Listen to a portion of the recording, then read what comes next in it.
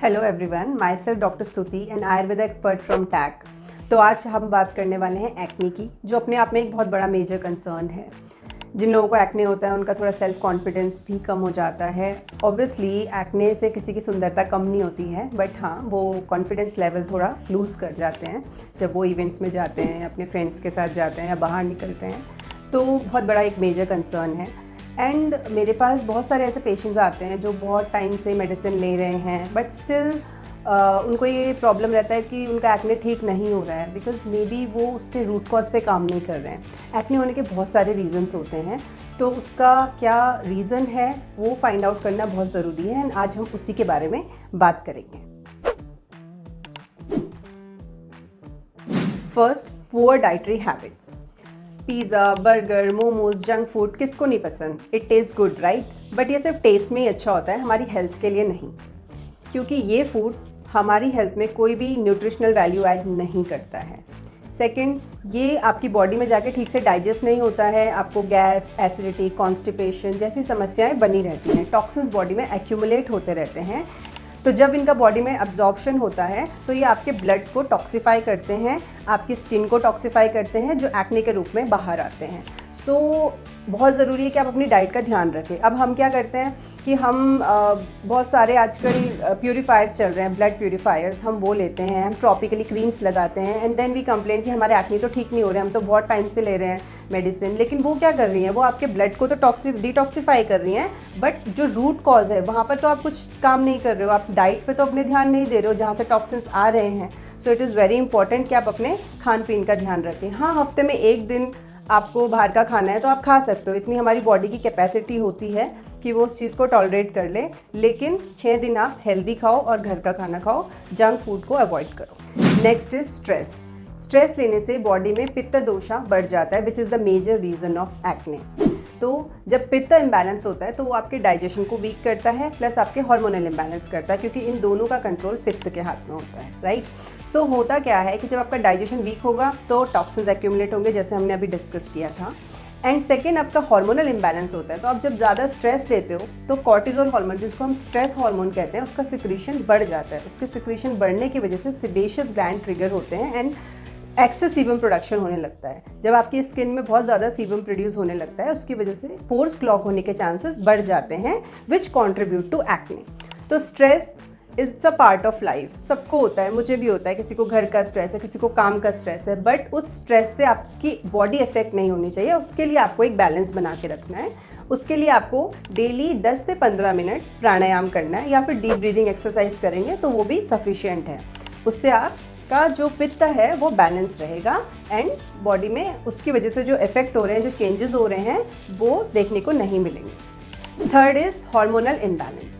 तो जो 11 से 21 की जो एज होती है, इसको हम टीनेज कहते हैं। इस वक्त पे हार्मोनल इम्बैलेंस होते हैं, that is a natural process, क्योंकि इस वक्त पे हमारी बॉडी में पित्त दोष एग्रीगेट होता है, which is a natural process, प्राकृतिक रूप से बढ़ता है। तो इस वक्त पे आपकी बॉडी में एंड्रोजन हार्मोन का सिक्रीशन बढ़ जाता है, जिसकी वजह से सेबेशियस ग्लैंड एनलार्ज होते हैं, जो एक्सेस सीबम प्रोड्यूस करने लगते हैं, जिसकी वजह से एक्ने के चांसेस बढ़ जाते हैं। तो ये एक ऐसी कंडीशन है जिसमें हम कुछ नहीं कर सकते। नेचुरली पित्त बढ़ रहा है, नेचुरली हार्मोनल चेंजेस हो रहे हैं, क्योंकि हम एक स्टेज से दूसरी स्टेज में जा रहे हैं।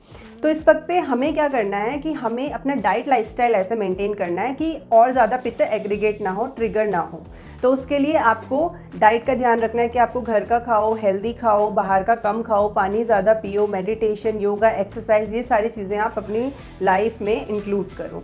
क्योंकि अगर आप इस टाइम पे क्या होता है ना, क्रेविंग्स होती है बहुत ज़्यादा टीनेजर्स को कि बाहर का खाना है, कॉलेज में जाते हैं, स्कूल में जाते हैं कुछ लोग, तो इस वक्त पे हमें रहता है कि मोमोज़ खा लिए, पिज़्ज़ा खा लिया, बाहर का खाना हम बहुत ज़्यादा खाते हैं, तो वो ऑयली, स्पाइसी, तो ये क्या करता है कि बॉडी में पित्त को बढ़ाता है। ऑलरेडी इस वक्त पे बढ़ा हुआ है, फिर हम ऐसे डाइट लाइफस्टाइल भी करेंगे तो वो और ज़्यादा ट्रिगर होगा। तो इसीलिए आपको डाइट लाइफस्टाइल का इस वक्त पे विशेष रूप से ध्यान रखना है।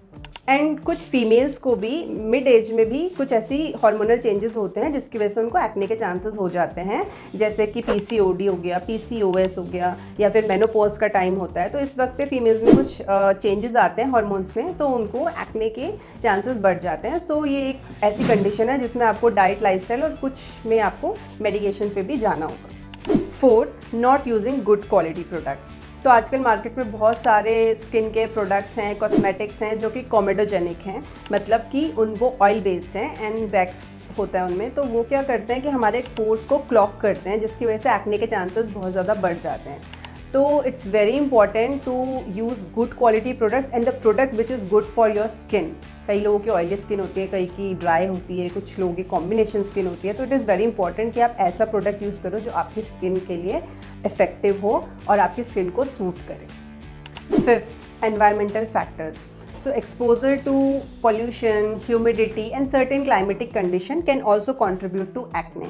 क्योंकि जब हम पॉल्यूशन में जाते हैं या कोई ह्यूमिड एंड क्लाइमेट में जाते हैं तो उस वक्त क्या होता है कि हमारे सीबम प्रोडक्शन बढ़ जाता है, या नेचुरल भी अगर हमारे स्किन में नेचुरल ऑयल्स रहते हैं तो हम पॉल्यूशन में जाते हैं तो वो डर्ट वहाँ पे बिल्डअप होता है, जिसकी वजह से पोर्स आपके क्लॉग होंगे एंड उसमें फिर एक्ने होने के चांसेस होते हैं, क्योंकि वहाँ पे बैक्टीरियल इन्फेक्शन हो सकता है। तो इट इज़ वेरी इंपॉर्टेंट कि आप जब भी घर जाओ या फिर रात को सोने से पहले आप अपने फेस को अच्छे से किसी जेंटल क्लींजर से वॉश करो, जो कि डीप क्लीन करे आपके पोर्स को, एंड देन कोई अच्छा सा स्किन केयर जो भी आपकी स्किन को सूट करता है उसको लगा के अप्लाई करके तब आप जो है सो ये थे 5 मेजर रीजंस एक्ने के।